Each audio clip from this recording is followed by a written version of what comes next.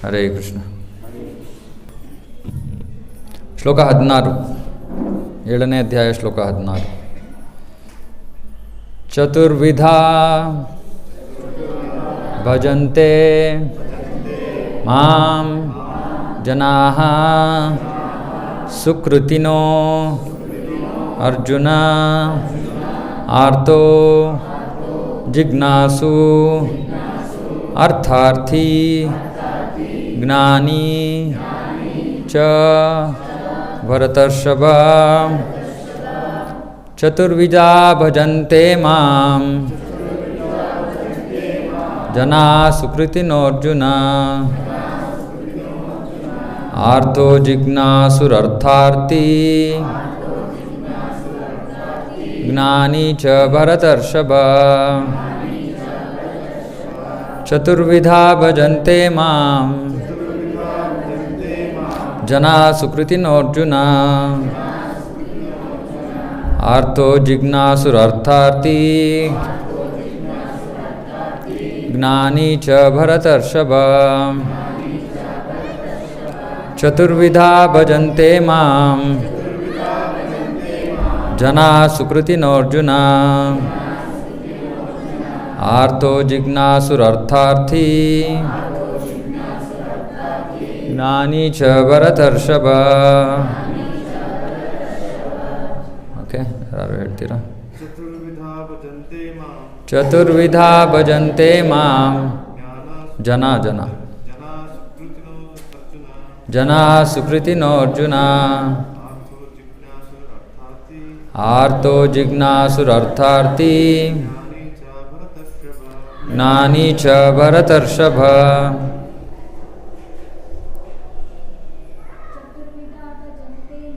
ಚತುರ್ವಿಧಾ ಭಜಂತೆ ಮಾಂ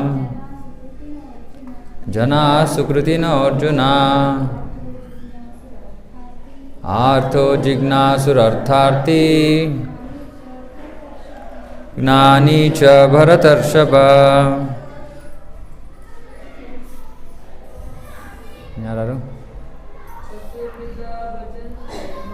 ಚತುರ್ವಿಧಾ ಭಜಂತೆ ಮಾಂ ಜನಾ ಸುಕೃತಿನೋರ್ಜುನ ಆರ್ತೋ ಜಿಜ್ಞಾಸುರರ್ಥಾರ್ಥಿ ಜ್ಞಾನಿ ಚ ಭರತರ್ಷಭ. ಓಕೆ, ಚತುರ್ವಿಧಾ ಭಜಂತೆ ಮಾಂ. ಇವಾಗ 15ನೇ ಶ್ಲೋಕದಲ್ಲಿ ನಾವೇನು ಓದಿದ್ವಿ? ಯಾವ ಥರ ಜನರು ಕೃಷ್ಣನಿಗೆ ಶರಣಾಗತ ಆಗೋದಿಲ್ಲ ಅನ್ನೋದನ್ನು ಓದಿದ್ವಿ. ಇವಾಗ 16ನೇ ಶ್ಲೋಕದಲ್ಲಿ ಕೃಷ್ಣ ಯಾವ ಥರ ಜನ ಅವನಿಗೆ ಶರಣಾಗತರಾಗ್ತಾರೆ ಅಂತ ಹೇಳ್ತಾನೆ. ಮತ್ತು ಅದಕ್ಕಿಂತ ಮುಂಚೆ ನಾವು ತಿಳ್ಕೊಂಡಿದ್ದೇನು? ದೈವೀಯೇಷ ಗುಣಮಯಿ ಮಮ ಮಾಯಾ ದುರತ್ಯಯ ಮಾಮೇವ ಯೇ ಪ್ರಪದ್ಯಂತೆ ಮಾಯಾಮೇತಾಂ ತರಂತಿತೆ. ಈ ದೈವಿ, ಈ ಗುಣಮಯಿ ಅಂದರೆ ಮಾಯಾ ಶಕ್ತಿ ಬಹಳ ಪ್ರಬಲ, ಅವಳನ್ನು ಜಯಿಸೋದು ಬಹಳ ಕಷ್ಟ. ಆದರೆ ಯಾರು ನನಗೆ ಶರಣಾಗತರಾಗ್ತಾರೋ ಅವರು ಈ ಮಾಯಾಶಕ್ತಿಯನ್ನು ಜಯಿಸ್ತಾರೆ ಅಂತ ಕೃಷ್ಣ 14ನೇ ಶ್ಲೋಕದಲ್ಲಿ ಹೇಳಿ, 15ನೇ ಶ್ಲೋಕದಲ್ಲಿ ಯಾರು ಅವನಿಗೆ ಶರಣಾಗತರಾಗೋದಿಲ್ಲ ಅಂತ ಹೇಳ್ದ. ಅದರಲ್ಲಿ 4 ವಿಧ.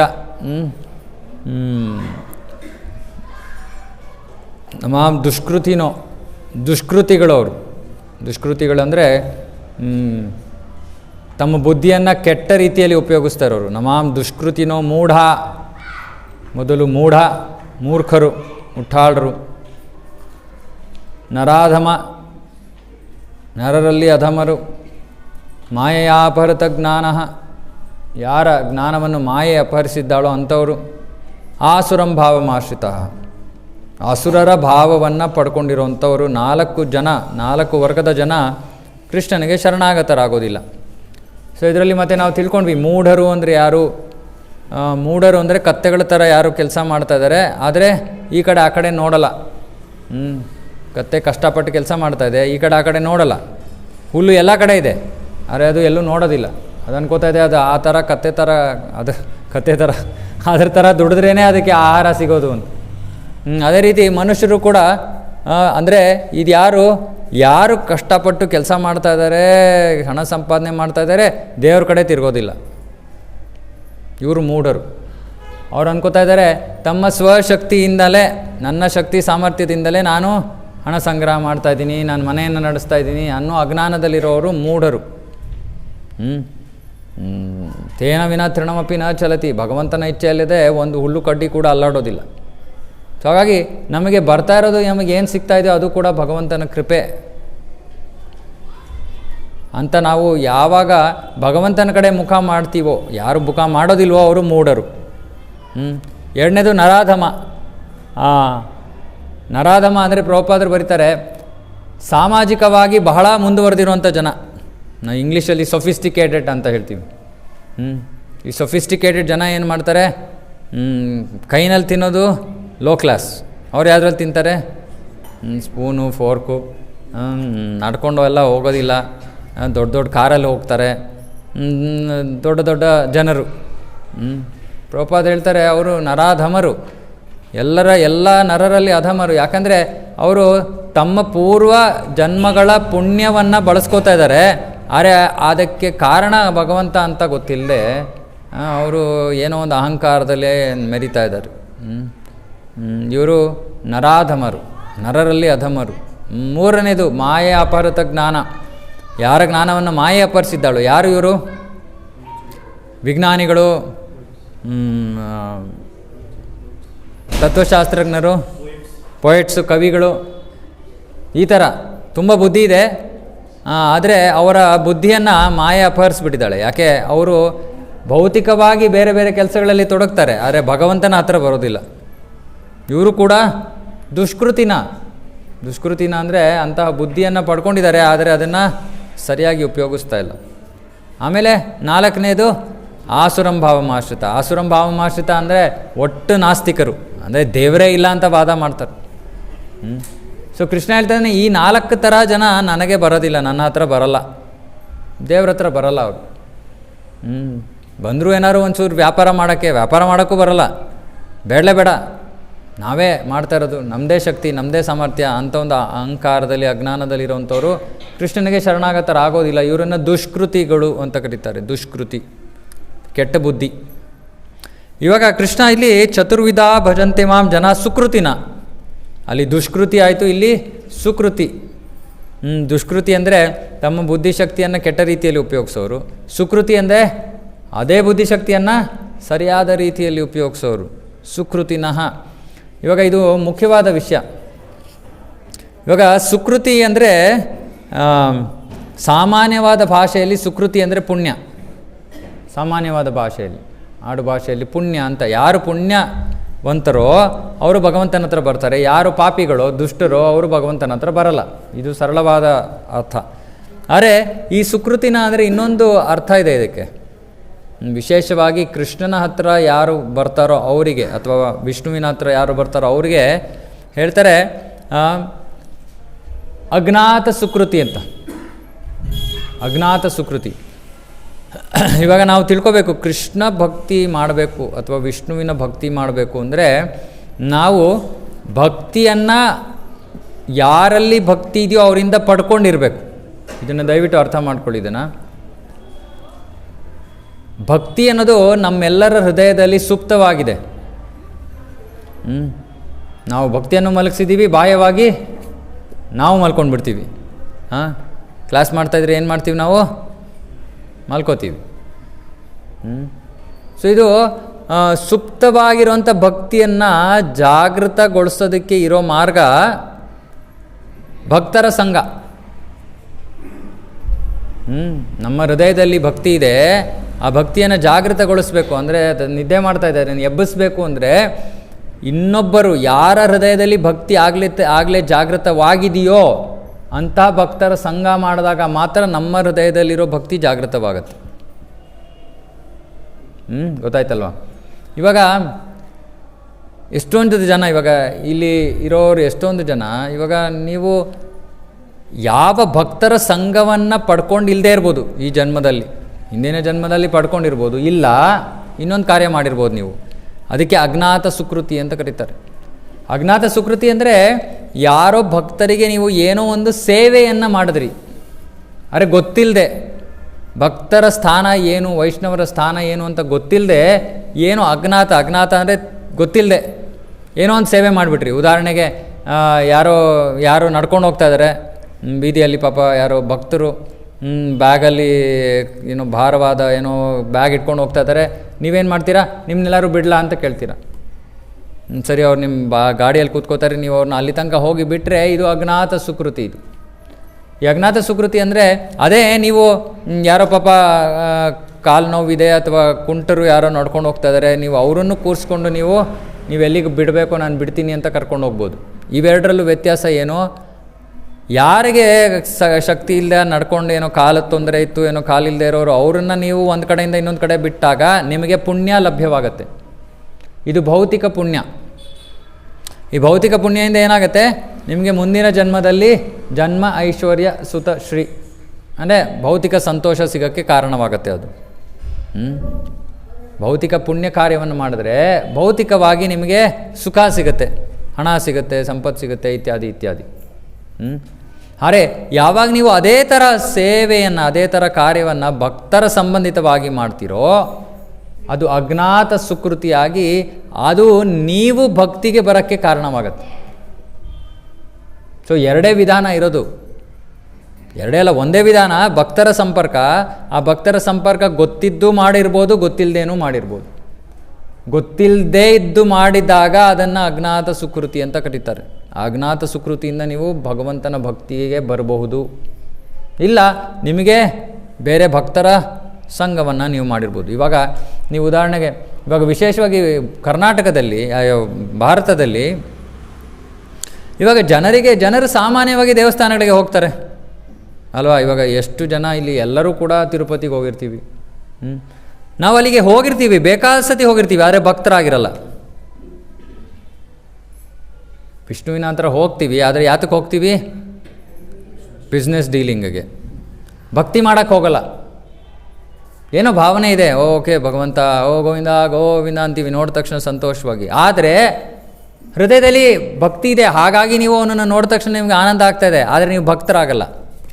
ಭಕ್ತರಾಗಲ್ಲ ಅಂದರೆ ಏನು? ಅಷ್ಟೇ, ಅಪ್ಪ ಗೋವಿಂದ ನೀನು ತಿರುಪತಿ ಇರಪ್ಪ, ನನಗೆ ಸಮಯ ಆದಾಗ ಬರ್ತೀನಿ, ನಿನಗೂ ನಾನು ಜಾಸ್ತಿ ನಾನು ನಿನಗೆ ಜಾಸ್ತಿ ತೊಂದರೆ ಕೊಡೋದೆ, ನಾನು ಒಂದು ವರ್ಷದ ಪೂರ್ತಿ ಡಿಮ್ಯಾಂಡ್ ಹಾಕ್ಬಿಟ್ಟಿದ್ದೀನಿ, ನೀನು ನನಗೆ ಸುಮ್ಮನೆ ಜಾಸ್ತಿ ತೊಂದರೆ ಕೊಡ್ಬೇಡ, ನಿನ್ನ ಪಾಡಿಗೆ ನೀನು ಇದ್ಬಿಡು, ನನ್ನ ಪಾಡಿಗೆ ನಾನು ಇದ್ಬಿಡ್ತೀನಿ. ಇದು ಭಕ್ತಿ ಅಲ್ಲ. ಕೂತ್ಕೊಳ್ಳೋ, ಇಲ್ಲಿ ಬಾರೋ, ಇಲ್ಲಿ ನಾರಾಯಣ ಇಲ್ಲಿ ಕೂತ್ಕೋ ಬೈ.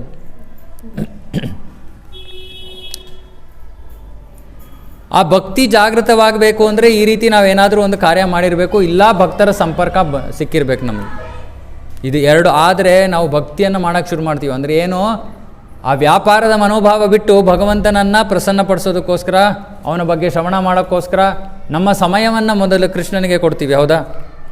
ಇಲ್ಲಾಂದರೆ ನಾವು ಕಷ್ಟಪಟ್ಕೊಂಡು ಹೋಗ್ತೀವಿ ತಿರುಪತಿಗೆ, ದರ್ಶನ ಪಡ್ಕೊಂಡು ಬರ್ತೀವಿ, ಆಮೇಲೆ ಅಷ್ಟೇ ಆ ಲೈನಲ್ಲಿ ನಿಂತ್ಕೊಂಡು ಲೈನಿಂದ ಹೊರಗಡೆ ಬಂದ ಮೇಲೆ ಆಗೋಯ್ತು. ಆಮೇಲೆ ಮಿಕ್ಕಿದ್ದು ಇಲ್ಲಿಗೆ ಹೋಗೋಣ, ಅಲ್ಲಿಗೆ ಹೋಗೋಣ, ಸೈಟ್ ಸೀಯಿಂಗು, ಶಾಪಿಂಗ್ ಮಾಡೋಣ, ಇಲ್ಲಿ ಊಟ ಮಾಡೋಣ, ಅಲ್ಲಿ ತಿನ್ನೋಣ, ಬಸ್ನವನು ಇಲ್ಲಿ ನಿಲ್ಲಿಸ್ದ, ಇದು ಅದು ಮಾಮೂಲು ಕತೆ. ಆದರೆ ಇಲ್ಲಿ ನೀವು ಬಂದು ಅದು ಯಾವುದೂ ಮಾಡದೆ ಕೂತ್ಕೊಂಡು ತಾಳ್ಮೆಯಿಂದ ನಿಮ್ಮ ಸಮಯವನ್ನು ಕೃಷ್ಣನ ಬಗ್ಗೆ, ಕೃಷ್ಣ ಏನು ಹೇಳ್ತದೇನೆ ಭಗವದ್ಗೀತೆಯಲ್ಲಿ ಅಂತ ತಿಳ್ಕೊಳ್ಳೋಕ್ಕೆ ಪ್ರಯತ್ನ ಮಾಡ್ತಾಯಿದ್ದೆ. ಇದು ಭಕ್ತಿ, ಇದು ಭಕ್ತಿ. ಆದರೆ ಈ ಭಕ್ತಿ ಮಾಡೋದಕ್ಕೆ ಕಾರಣ ಏನು? ಭಕ್ತರು. ಅದಕ್ಕೆ ನಾವು ವೈಷ್ಣವರನ್ನು ಅಷ್ಟೊಂದು ಗೌರವಿಸ್ತೀವಿ. ನಾವು ಪ್ರಾರಂಭದಲ್ಲಿ ನಾವು ಶ್ಲೋಕಗಳನ್ನು ಹೇಳ್ತೀವಿ, ಅಲ್ಲಿ ವೈಷ್ಣವರಿಗೆ ಪ್ರಣಾಮ ಹೇಳ್ತೀವಿ. ವಾಂಛಾಕಲ್ಪತರುಭ್ಯಶ್ಚ ಕೃಪಾ ಸಿಂಧುಭ್ಯ ಏವ ಚ ಪತಿತಾನಾಂ ಪಾವನೇಭ್ಯೋ ವೈಷ್ಣವೇಭ್ಯೋ ನಮೋ ನಮಃ ಅಂತ. ವೈಷ್ಣವರಿಗೆ ಪ್ರಣಾಮಗಳನ್ನು ಮಾಡ್ತಾಯಿದ್ದೀವಿ. ಅವರ ಕರುಣೆಯನ್ನು ಎಲ್ಲರಿಗೂ ದಯಪಾಲಿಸ್ತಾರೆ. ನೀವು ನೋಡಿ, ಇವಾಗ ನಮ್ಮ ಭಕ್ತರು ಎಷ್ಟೊಂದು ಜನ ಅಲ್ಲೆಲ್ಲೋ ಹಿಂದೂ ಸಮಾಜೋತ್ಸವದಲ್ಲಿ ಪುಸ್ತಕ ವಿತರಣೆ ಮಾಡೋಕ್ಕೆ ಹೋಗಿದ್ದಾರೆ. ಯಾಕೆ? ಎಷ್ಟೊಂದು ಜನ ಬರ್ತಾರೆ ಹಿಂದುತ್ವ ಅಂತ.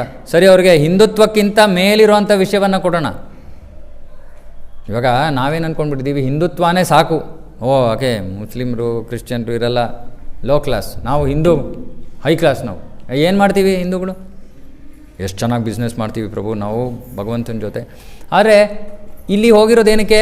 ಇಲ್ಲ, ನೀವು ಭಗವಂತನ ಭಕ್ತರಾಗಿ ಭಗವಂತನಿಗೆ ಪ್ರೀತಿಯನ್ನು ತೋರಿ, ಭಗವಂತ ನಿಮಗೆ ಪ್ರೀತಿಯನ್ನು ತೋರ್ತಾನೆ. ಈ ವಿಷಯವನ್ನು, ಈ ಜ್ಞಾನವನ್ನು ಕೊಡೋದಕ್ಕೆ ಭಕ್ತರು ಹೋಗ್ತಾರೆ. ಇವಾಗ ಯಾರೋ ಅಲ್ಲಿ ಬಂದಿರ್ತಾರೆ, ಅವರಿಗೆ ಭಕ್ತಿ ಅನ್ನೋದು ಏನೂ ಗೊತ್ತಿರಲ್ಲ. ಆದರೆ ನಮ್ಮ ಭಕ್ತರ ಹತ್ರ ಬಂದು ಮಾತಾಡಿ ಏನೋ ಒಂದು ಪುಸ್ತಕ ತೊಗೋತಾರೆ, ಇನ್ನೊಂದು ಮಾಡ್ತಾರೆ, ಅವರ ಭಕ್ತಿ ಪ್ರಾರಂಭ ಆಯಿತು. ಸೊ ಇದಕ್ಕೆ ಸುಕೃತಿ ಅಂತ ಕರೀತಾರೆ, ಸುಕೃತಿ. ಅರೆ ಸಾಮಾನ್ಯ ಪುಣ್ಯವಂತರು ಕೂಡ ಭಗವಂತನ ಹತ್ರ ಬರ್ತಾರೆ. ಇಲ್ಲಿ ಆ ಭಗವಂತ ಅಂತಹ ಭಕ್ತರ ಬಗ್ಗೆ ಹೇಳ್ತಾ ಇದ್ದಾನೆ. ಯಾರು 4 ತರಹದ ಜನರು ಭಗವಂತನ ಹತ್ರ ಬರ್ತಾರೆ. ಯಾರು? ಮೊದಲನೇ ವರ್ಗದವರು ಆರ್ಥೋ ಅಂದರೆ ಹಣ ಬೇಕಾಗಿರುವಂಥವ್ರು. ಏನೋ ಹಣದ ಸಮಸ್ಯೆ ಇದೆ, ಕಷ್ಟ ಇದೆ, ಏನೋ ಆರ್ಥಿಕವಾಗಿ ಕಷ್ಟ ಇದೆ, ಆರ್ಥೋ. ಎರಡನೇದು ಅರ್ಥಾರ್ಥಿ ಅಂದರೆ ಏನೋ ಕಷ್ಟದಲ್ಲಿದ್ದಾರೆ. ಯಾವುದೋ ಥರ ಕಷ್ಟ, ಹಣದ ಕಷ್ಟ ಅಲ್ಲ, ಬೇರೆ ಏನೋ ಕಷ್ಟ.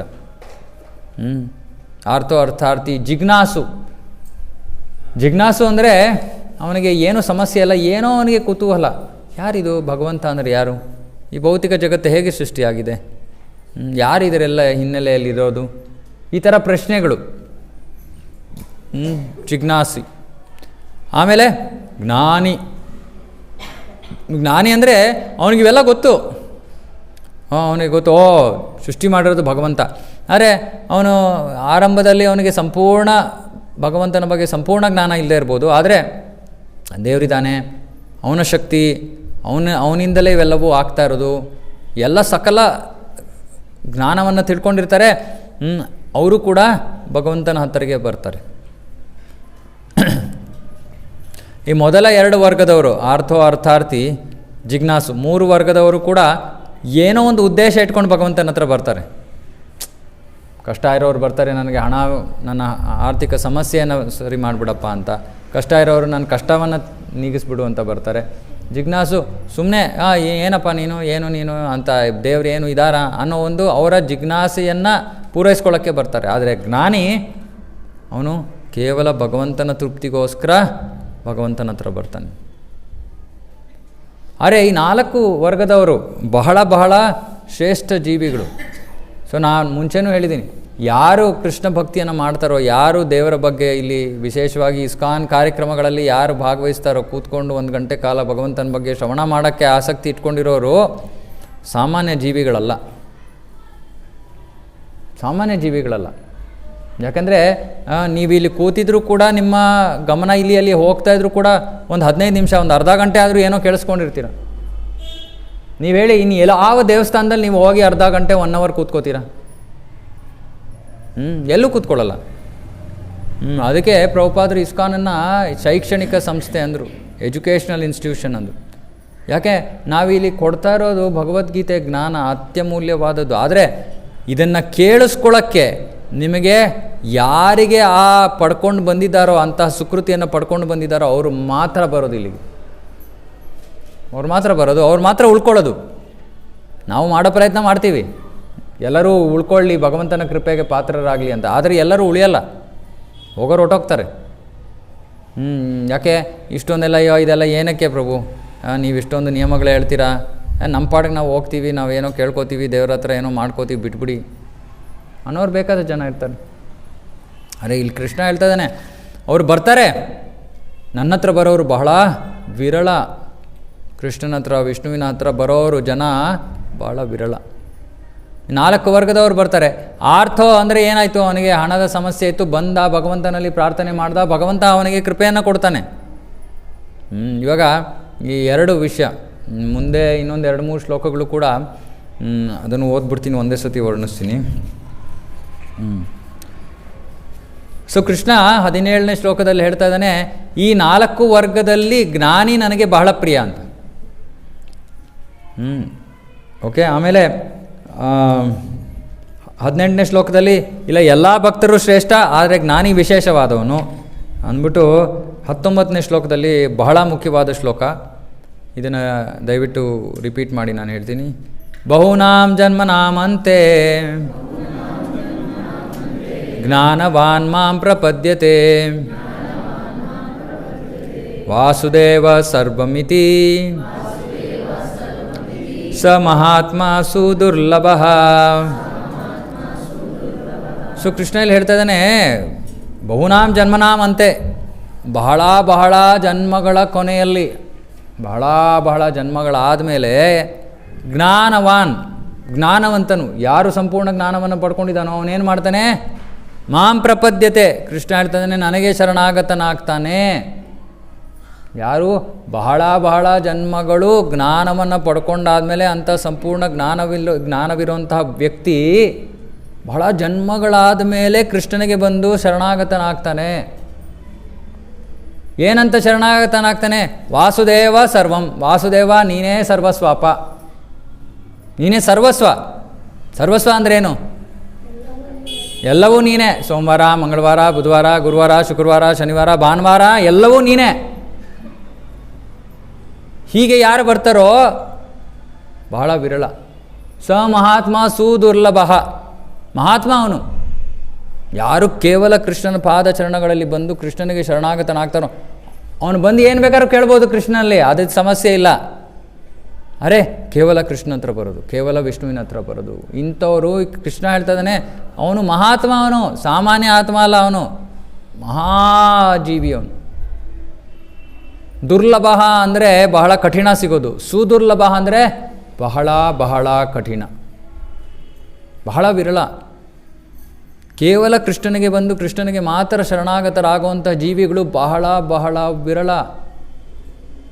ನೋಡಿ, ಇದು ಟಾಪ್ ಮೋಸ್ಟ್ ಇದು ಪೊಸಿಷನ್. ಇದು ಕೃಷ್ಣ ಹತ್ರ ಬಂದು ಇನ್ನು ಯಾವ ಕಡೆನೂ ಹೋಗಬೇಕಾಗಿಲ್ಲ, ಇನ್ನೆಲ್ಲೂ ಹೋಗಬೇಕಾಗಿಲ್ಲ, ಇನ್ನು ಯಾರ ಹತ್ರನೂ ಕೇಳಬೇಕಾಗಿಲ್ಲ, ಅವನೇ ಎಲ್ಲವನ್ನ ಮಾಡ್ತಾನೆ, ಅವನೇ ಸರ್ವಶಕ್ತ ಅವನು ಅಂತ ಯಾರಿಗೆ ದೃಢ ಶ್ರದ್ಧೆ ಇರುತ್ತೋ ಅಂತಹ ಜೀವಿ ಬಹಳ ಬಹಳ ಬಹಳ ಬಹಳ ಬಹಳ ವಿರಳ. ಸೊ ಯಾರ ಮನಸ್ಸಿನಲ್ಲಿ ಇದು ಗಟ್ಟಿಯಾಗಿ ಕೂತ್ಕೊಂಡಿದ್ದೀರೋ ಇದೆಯೋ ನೀವು ತಿಳ್ಕೋಬೇಕು, ನೀವು ಬಹಳ ಬಹಳ ಜನ್ಮಗಳ ಬಳಿಕ ಇಲ್ಲಿಗೆ ಬಂದಿದ್ದೀರ. ಇವಾಗ ಮುಂದಿನ ಶ್ಲೋಕಗಳಲ್ಲಿ ಕೃಷ್ಣ ಇನ್ನೂ ವಿಷಯಗಳನ್ನು ಹೇಳ್ತಾನೆ. ಇವಾಗ ಯಾಕೆ ಜನರು ಕೃಷ್ಣನ ಹತ್ರ ಬರಲ್ಲ ಅಥವಾ ಕೃಷ್ಣನ ಹತ್ರನೇ ಬರಲ್ಲ, ಅಲ್ಲಿ ಇಲ್ಲಿ ಎಲ್ಲ ಕಡೆ ಹೋಗ್ತಾರೆ ಅದನ್ನು ಹೇಳ್ತಾನೆ. ಕಾಮೈಸ್ತೈಸ್ತೈರ್ಹೃತಜ್ಞಾನ ಪ್ರಪದ್ಯಂತೆ ಅನ್ಯ ದೇವತಾ ತಂ ತಂ ನಿಯಮಮಾಸ್ಥಾಯ ಪ್ರಕೃತ್ಯ ನಿಯತಾ ಸ್ವಯ. ಐಹಿಕ ಬಯಕೆಗಳು ಯಾರ ಬುದ್ಧಿಶಕ್ತಿಯನ್ನು ಕದ್ದಿವೆಯೋ ಅಂಥವರು ದೇವತೆಗಳಿಗೆ ಶರಣಾಗತರಾಗ್ತಾರೆ. ಇವಾಗ ಬೇರೆ ಬೇರೆ ದೇವತೆಗಳಿಗೆ ಹೋಗಿ ಶರಣಾಗತರಾಗ್ತಾರೆ. ಯಾಕೆ ಹೋಗ್ತಾರೆ? ಭೌತಿಕ ಆಸೆಗಳು. ಭೌತಿಕ ಆಸೆಗಳು. ಯಾಕೆ? ಆ ಆಸೆಗಳನ್ನು ಆ ದೇವತೆಗಳು ಬೇಗ ಪೂರೈಸ್ತಾರೆ ಅಂತ. ಇಲ್ಲಿ ಕೃಷ್ಣ ನೋಡಿ, ಕೃಷ್ಣನ ಮಾತಿದು, ನಮ್ಮ ಮಾತಲ್ಲ. ಕೃಷ್ಣ ನೇರವಾಗಿ ಹೇಳ್ತಾ ಇದ್ದಾನೆ, ನನ್ನ ಹತ್ರ ಬರೋ ಜನ ಬಹಳ ವಿರಳ. ಅರೆ ತಮ್ಮ ಆಸೆಗಳನ್ನು ಪೂರೈಸ್ಕೊಳ್ಳೋದಕ್ಕೆ ಜನರು ಬೇರೆ ಬೇರೆ ದೇವತೆಗಳ ಹತ್ರ ಹೋಗ್ತಾರೆ. ಯಾಕೆ? ಅವರು ಬಹಳ ಬೇಗನೆ ಅವರ ಆಸೆಗಳನ್ನು ಪೂರೈಸ್ತಾರೆ. ಆದರೆ ಆ ಆಸೆಗಳನ್ನು ಯಾರು ಪೂರೈಸ್ತಾ ಇದ್ದಾರೆ? ನಿಜವಾಗ್ಲೂ ಕೃಷ್ಣನೇ ಪೂರೈಸ್ತಾ ಇರೋದು. ಯಾಕಂದರೆ ಆ ದೇವತೆಗಳಿಗೆ ಆ ಆಸೆಗಳನ್ನು ಪೂರೈಸೋದಕ್ಕೆ ಇರೋ ಶಕ್ತಿ ಕೊಟ್ಟಿರೋದು ಯಾರು? ಭಗವಂತ. ಅದಕ್ಕೆ ಕೃಷ್ಣ ಅದನ್ನು ಹೇಳ್ತಾನೆ, ಅಂತಹ ಆರಾಧನೆ ಅವಿಧಿಪೂರ್ವಕಂ. ವಿಧಿ ಅಂದರೆ ಸ್ವೀಕೃತವಾದ ಮಾರ್ಗ, ಅವಿಧಿ ಅಂದರೆ ಅದು ಸ್ವೀಕೃತವಲ್ಲದೇ ಇರುವಂತಹ ಮಾರ್ಗ. ಯಾಕೆ ಸ್ವೀಕೃತವಲ್ಲದೇ ಇರುವಂಥ ಮಾರ್ಗ? ಇದು ನಾನು ಮುಂಚೆನೂ ಎಕ್ಸ್ಪ್ಲೇನ್ ಮಾಡಿದ್ದೀನಿ. ದೇವತೆಗಳ ಆರಾಧನೆಯಲ್ಲಿ ಹಲವಾರು ಮಟ್ಟಗಳಿವೆ, ಸ್ತರಗಳಿವೆ. ಓಕೆ, ಮೊದಲು ದೇವತೆಗಳ ಆರಾಧನೆ ಅವಶ್ಯಕತೆ ಏನು? ಇಲ್ಲಾಂದರೆ ಮನುಷ್ಯನ ಆರಾಧನೆ ಮಾಡ್ತಾನೆ. ವಿರಾಟ್ ಕೊಹ್ಲಿಯನ್ನು ಆರಾಧನೆ ಮಾಡ್ತಾರಲ್ಲ, ಅವನೇ ದೇವ್ರ ಥರ ಆರಾಧನೆ ಮಾಡ್ತಾರೆ ಜನರು, ಮುಟ್ಟಾಳರು. ಮನುಷ್ಯರನ್ನು ಆರಾಧನೆ ಮಾಡ್ತೀವಿ ನಾವು. ಇವರೆಂತಹ ಶ್ರೇಷ್ಠ, ಇವರು ಎಷ್ಟು ಸಂಪತ್ತಿರೋರು, ಅವರು ಇಂತಹ ಬಹಳ ಶ್ರೇಷ್ಠ, ಇನ್ಯಾರೋ ತುಂಬ ಸೌಂದರ್ಯ ಇರೋರು, ಅವರನ್ನು ಆರಾಧನೆ ಮಾಡ್ತಾರೆ. ಇವಾಗ ನೋಡಿ, ರಾಜ್ಕುಮಾರ್ ಅವ್ರಿಗೆ ಎಷ್ಟು ವರ್ಷ ಆದಮೇಲೆ ಇನ್ನೂ ಬೇಕಾರೆ ಹೂಮಾಲೆ ಹಾಕ್ತಾರೆ, ದೇವ್ರಿಗೆ ಹಾಕಲ್ಲ, ರಾಜ್ಕುಮಾರ್ಗೆ ಹಾಕ್ತಾರೆ. ಮನುಷ್ಯರ ಆರಾಧನೆ ಇದು, ಮನುಷ್ಯರ ಆರಾಧನೆ. ಹಾಗಾಗಿ ದೇವತೆಗಳ ಪೂಜೆ ಇದೆ. ಯಾಕಂದರೆ ಮನುಷ್ಯರಿಗಿಂತ ಶ್ರೇಷ್ಠರಾದವರು ದೇವತೆಗಳು. ಯಾವ ರೀತಿಯಲ್ಲಿ ಶ್ರೇಷ್ಠ? ನಮ್ಮ ಇಡೀ ದೇಹದಲ್ಲಿ ಅಂಗಾಂಗಗಳು ಕೂಡ ಒಂದೊಂದು ದೇವತೆಯ ನಿಯಂತ್ರಣದಲ್ಲಿದೆ. ನಮ್ಮ ಇಡೀ ದೇಹ ಅಷ್ಟು ಅವರು ನಮ್ಮನ್ನು ನಿಯಂತ್ರಿಸ್ತಾರೆ. ಅರೆ ಯಾರೋ ಬೇರೆ ಶ್ರೇಷ್ಠ ಮನುಷ್ಯ ನಮ್ಮನ್ನು ಆ ರೀತಿ ನಿಯಂತ್ರಿಸೋಕ್ಕಾಗಲ್ಲ. ಹಾಗಾಗಿ ಅವರು ಮನುಷ್ಯರಿಗಿಂತ ಶ್ರೇಷ್ಠ. ಅವರಿಗೆ ಆ ಶಕ್ತಿಯನ್ನು ಭಗವಂತ ದಯಪಾಲಿಸಿದ್ದಾನೆ. ಅವರು ಈ ಬ್ರಹ್ಮಾಂಡದಲ್ಲಿ ಬೇರೆ ಬೇರೆ ಡಿಪಾರ್ಟ್ಮೆಂಟ್ಗಳ ನಾನು ನೋಡ್ಕೋತಾ ಇದ್ದಾರೆ ಅವರು, ಹಾಗಾಗಿ ಅವರು ಶ್ರೇಷ್ಠ ಜೀವಿಗಳು. ಸೊ ಮೊದಲು ಮನುಷ್ಯನಿಗೆ ಹೇಳ್ತಾ ಇದ್ದಾನೆ, ನೀನು ಶ್ರೇಷ್ಠ ಅಲ್ಲ, ನೀನು ಸರ್ವಸ್ವ ಅಲ್ಲ, ನಿನಗಿಂತ ಶ್ರೇಷ್ಠರಾದ ಜೀವಿಗಳಿದ್ದಾರೆ, ಅವರನ್ನು ದೇವತೆಗಳು ಅಂತ ಕರೀತಾರೆ, ಅವರನ್ನು ಹೋಗಿ ಆರಾಧನೆ ಮಾಡಿ. ಇದು ಮೊದಲನೇ ಹಂತ. ಈ ದೇವತೆಗಳ ಆರಾಧನೆಯಲ್ಲೂ ಹಲವಾರು ಹಂತಗಳಿವೆ. ತಮೋಗುಣದಲ್ಲಿರುವಂತಹ ಜೀವಿಗಳಿಗೆ ಒಂದು ತರಹದ ಆರಾಧನೆ, ರಜೋಗುಣದಲ್ಲಿರುವಂಥ ಜೀವಿಗಳಿಗೆ ಇನ್ನೊಂದು ಬೇರೆ ಬೇರೆ ದೇವತೆಗಳ ಆರಾಧನೆ, ಸತ್ವಗುಣದಲ್ಲಿರುವಂಥ ಜೀವಿಗಳಿಗೆ ಬೇರೆ ಬೇರೆ ಥರದ ಆರಾಧನೆ. ಈಗ ಮನುಷ್ಯನಾದವನು ತಮೋಗುಣದಿಂದ ರಜೋಗುಣಕ್ಕೆ ಬರಬೇಕು, ರಜೋಗುಣದಿಂದ ಸತ್ವಗುಣಕ್ಕೆ ಬರಬೇಕು. ಅವನ ಆರಾಧನೆ ಕೂಡ ಬದಲಾಗ್ತಾ ಹೋಗುತ್ತೆ. ನಿಮಗೆ ಗೊತ್ತಿಲ್ಲದೆ ಇರ್ಬೋದು, ನೀವು ಹೋದ ಜನ್ಮದಲ್ಲಿ ಬೇರೆ ಯಾರನ್ನೋ ಆರಾಧನೆ ಮಾಡ್ತಾಯಿದ್ರಿ, ಆದರೆ ಹೋದ ಜನ್ಮದಲ್ಲಿ ಇನ್ಯಾರನ್ನೋ ಆರಾಧನೆ ಮಾಡ್ತಾಯಿದ್ರಿ, ಈ ಜನ್ಮದಲ್ಲಿ ಇನ್ಯಾರನ್ನೋ ಆರಾಧನೆ ಮಾಡ್ತಾಯಿದ್ದೀರಾ. ಅದು ಶಾಸ್ತ್ರೋಕ್ತವಾದದ್ದು, ನಿಮ್ಮ ಇಷ್ಟದ ಪ್ರಕಾರ ನಡೀತಾ ಇಲ್ಲ ಒಂದು ರೀತಿಯಲ್ಲಿ. ಯಾಕಂದರೆ ಇಷ್ಟು ಜನ್ಮಗಳು ಯಾರೋ ಒಬ್ಬರದ್ದು ಆರಾಧನೆ ಮಾಡಾದ್ಮೇಲೆ ಅವರು ಪ್ರಮೋಷನ್ ಕೊಡ್ತಾರೆ ನಿಮಗೆ. ನಮಗೆ ಆರಾಧನೆ ಮಾಡಬೇಡಿ, ನಮ್ಮ ನೆಕ್ಸ್ಟ್ ಲೆವೆಲ್ ಇದ್ದಾರೆ, ಅವ್ರಿಗೆ ಆರಾಧನೆ ಮಾಡಿ ಅಂದರೆ ನೆಕ್ಸ್ಟ್ ಗುಣ. ತಮೋ ಗುಣದಲ್ಲಿ ಇರುವಂತಹ ವ್ಯಕ್ತಿಗಳು, ತಮೋ ಗುಣಕ್ಕಾಗಿ ಇರುವಂತಹ ದೇವತೆಗಳು ತಮೋ ಗುಣದಲ್ಲಿಲ್ಲ, ಅರೆ ಅಂಥವ್ರಿಗೋಸ್ಕರ ಇರುವಂಥ ದೇವತೆಗಳ ಆರಾಧನೆ ಮಾಡ್ತಾರೆ. ಆಮೇಲೆ ಅವ್ರು ಹೇಳ್ತಾರೆ, ಓ ನೀವು ಮೇಲೋಗಿ ಇವಾಗ ರಜೋಗುಣಕ್ಕೆ ಹೋಗಿ, ರಜೋಗುಣದಲ್ಲಿರುವಂಥ ದೇವತೆಗಳಿಗೆ ಆರಾಧನೆ ಮಾಡಿ. ರಜೋಗುಣದಲ್ಲಿ ಇರುವಂಥ ದೇವತೆಗಳಿಗೆ ಆರಾಧನೆ ಮಾಡಾದ್ಮೇಲೆ ಸ್ವಲ್ಪ ಜನ್ಮಗಳು, ಓ ಸರಿ ನೀವು, ನಾನು ಪ್ರಸನ್ನನಾಗಿದ್ದೀನಿ, ನೀವು ಸತ್ವಗುಣದಲ್ಲಿರುವಂಥ ದೇವತೆಗಳಿಗೆ ಆರಾಧನೆ ಮಾಡಿ. ಕೊನೆಗೆ ಇದೆಲ್ಲ ಆಗೋಷ್ಟೊತ್ತಿಗೆ ಎಷ್ಟು ಜನ್ಮ ಆಗಿರುತ್ತೆ? ಬಹುನಾಂ ಜನ್ಮನಾಮ್ ಆಗೋಗಿದೆ.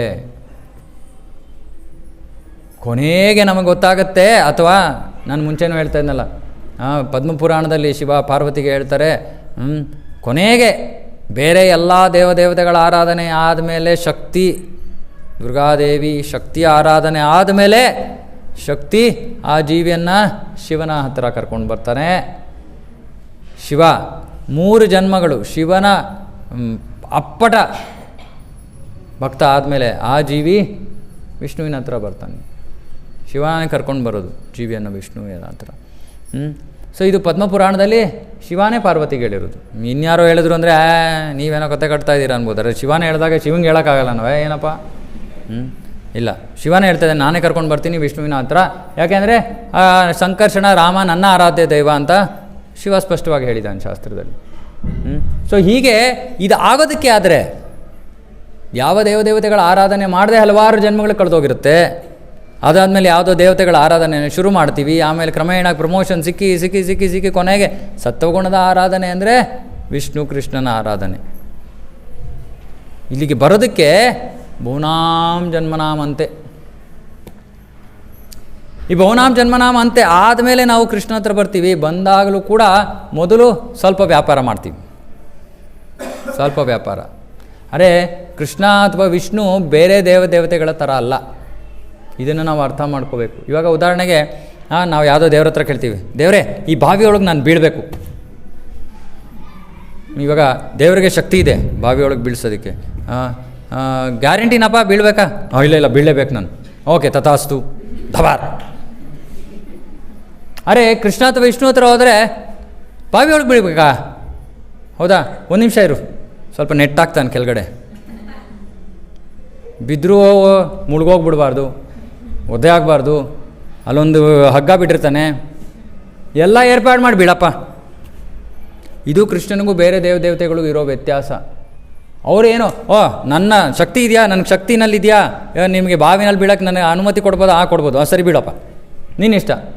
ಆಮೇಲೆ ನೀನು ಹೇಳ್ತೀಯೋ ಅಲ್ಲೇ ಮುಳುಗ್ತೀಯೋ ಅದು ನಿನ್ನ ಕೆಲಸ. ನನಗದರ ಬಗ್ಗೆ ನನಗೇನು ಕಾಳಜಿ ಇಲ್ಲ. ನೀನು ಪೂಜೆ ಮಾಡಿದ್ಯಾ, ಆರಾಧನೆ ಮಾಡಿದ್ಯಾ, ನನಗೆ ಬಾವಿಲಿ ಬೀಳೋಕ್ಕೆ ಯಶಸ್ವಿಯಾಗಿ ಆರಾಧನೆ ಮಾಡಿದ್ಯಾ, ನಾನು ನಿನಗೆ ತಥಾಸ್ತು ಅಂದೆ. ಅರೆ ವಿಷ್ಣು ಕೃಷ್ಣ ಹಾಗಲ್ಲ. ಸೊ ನಾವು ಏನೋ ಒಂದು ಆಸೆ ಇಟ್ಕೊಂಡು ಭಗವಂತನ ಹತ್ರ ಬಂದರೂ ಕೂಡ ಭಗವಂತ ಎಷ್ಟು ಕೃಪಾಳು ಅಂದರೆ ಏನು ಮಾಡ್ತಾನೆ, ನಮ್ಮ ಆಸೆಯನ್ನು ಪೂರೈಸ್ತಾನೆ. ಆದರೆ ಯಾವ ರೀತಿಯಲ್ಲಿ? ನಮ್ಗೆ ಅದರಿಂದ ಹಾನಿ ಆಗದೇ ಇರೋ ರೀತಿಯಲ್ಲಿ ಪೂರೈಸ್ತಾನೆ. ಇದು ಮೊದಲನೇ ಮುಖ್ಯವಾದ ವಿಷಯ ಕೃಷ್ಣ ಅಥವಾ ವಿಷ್ಣುವಿನ ಭಕ್ತಿಯಲ್ಲಿ, ದಯವಿಟ್ಟು ಅರ್ಥ ಮಾಡ್ಕೊಳ್ಳಿ. ಎರಡನೇದು, ನಾವು ಅನ್ಕೋತೀವಿ, ಹೋದ ಸತಿ ನಾನು ತಿರುಪತಿಗೆ ಹೋದೆ, ನಾನು ಭಗವಂತನಿಗೆ ಉಂಡಿಯಲ್ಲಿ ದುಡ್ಡು ಹಾಕಿ ಇದು ಕೇಳ್ಕೊಂಡೆ, ಮಾಡನ್ನಲ್ಲ, ತಿರ್ಗಾ ಹೋಗ್ತೀನಿ. ಬಾರಪ್ಪ ಬಾ, ನೀನು ಬರೋದಕ್ಕೆ ಕೊಡ್ತಾ ಇರೋದು ನಾನು, ಬಾ ತಿರ್ಗಾ ಹೋಗ್ತೀವಿ. ನರೇಂದ್ರ ಮೋದಿ ಅವರೆಲ್ಲ ಬ್ಲ್ಯಾಕ್ ಮನಿ ಎಲ್ಲ ಇದು ಮಾಡ್ಬಿಟ್ಟು, ಸರಿ ಎಲ್ಲ ತೊಗೊಂಡೋಗಿ ದೇವ್ರಿಗೆ ಹಾಕ್ಬೇಡ, ಹಾಕು ಬಾ. ಯಾಕೆ ಹಾಕಬೇಕು? ನೀನು ಪರಿಶುದ್ಧನ ಆಗ್ತೀಯಲ್ಲ, ಹಾಕು ಬಾ. ಭಗವಂತ ತಿರ್ಗಾ ಕರ್ಸ್ಕೋತಾನೆ, ಬಾರಪ್ಪ. ಓ ಆಯಿತು, ಇನ್ನೊಂದು ಸಮಸ್ಯೆ ಆಯಿತು, ಇನ್ನೊಂದು ದೊಡ್ಡ ಸಮಸ್ಯೆ ಬಂತು, ತಿರ್ಗಾ ಹೋಗ್ತೀವಿ. ಭಗವಂತ ಏನು ಮಾಡ್ತಾನೆ, ಹೀಗೆ ನಿಮ್ಮ ಸಮಸ್ಯೆಗಳನ್ನು, ನಿಮ್ಮ ಇಚ್ಛೆಗಳನ್ನು ಪೂರೈಸಿ ಯಾವ ಸ್ಥಿತಿಗೆ ತರ್ತಾನೆ ನಮ್ಮನ್ನು ಅಂದರೆ ಕೊನೆಗೆ ಅಯ್ಯೋ ಏನು ಬೇಡಪ್ಪ, ನೀನೊಬ್ಬನೇ ಇದ್ದರೆ ಸಾಕು. ಇದು ಭಗವಂತ ನಮ್ಮ ಮೇಲೆ ಮಾಡುವಂಥ ಕೃಪೆ. ಅದು ನಮಗೆ ತಕ್ಷಣ ಗೊತ್ತಾಗೋದಿಲ್ಲ. ಅವನು ನಮಗೆ ಶಾಕ್ ಆಗೋ ರೀತಿಯಲ್ಲಿ ಮಾಡಲ್ಲ. ಕೆಲವು ವರ್ಷಗಳು ತೊಗೋಬೋದು, ಇದಕ್ಕೆ ಜನ್ಮಗಳು ತೊಗೋಬೋದು.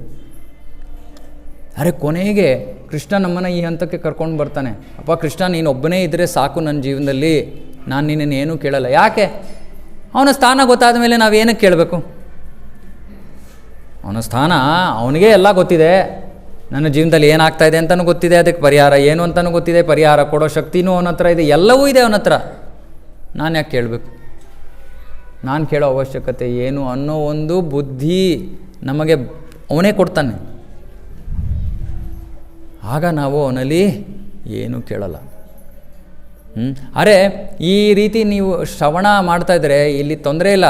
ಭಾಗವತದಲ್ಲಿ ಶ್ಲೋಕ ಇದೆ, ಅಕಾಮ ಸರ್ವ ಕಾಮೋ ವಾ ಮೋಕ್ಷ ಕಾಮ ಉದಾರದಿ ತೀವ್ರೇಣ ಭಕ್ತಿ ಯೋಗೇನ ಯಜೇತ ಪುರುಷಂ ಪರಂ.